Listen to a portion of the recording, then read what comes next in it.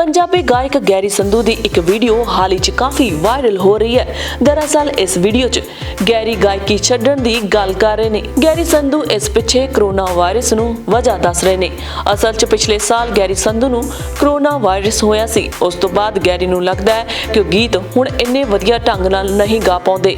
इस दे नाल ही गैरी ने यह भी कहा कि शायद जिहड़े आउण वाले 3-4 गीत ने उन्हां दी जिंदगी दे आखिरी गीत होणगे।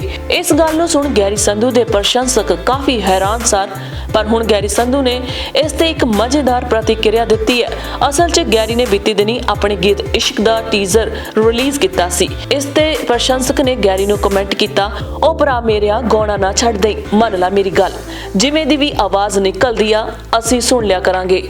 इस ते गैरी संधू ने प्रतिक्रिया दित्ती है ते नाल ही परमेश वर्मा, गगन कोकरी, नीटू शटरावाला ते हरमन चीमा नूं टैग कीता है। गैरी ने कमेंट दा जवाब दिंदे लिखिया, वीर इन्हां जिन्ना माड़ा नहीं गाउंदा, फिर भी मैं भावें ये सब गुस्सा कर लैण पर बहुत चिर दी गल दिल च सी।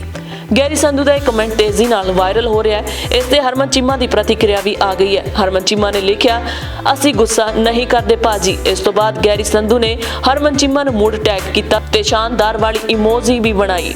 हुण गैरी दा कमेंट देख के एक कलाकार असल च गुस्सा करते ने जां फिर नहीं, ये तो आउण वाला समा ही दसेगा, क्योंकि गैरी संधू ने गगन कोकरी अते परमेश वर्मा की तुलना हरमन चीमा अते नीटू शटरा दे नाल कर दित्ती है।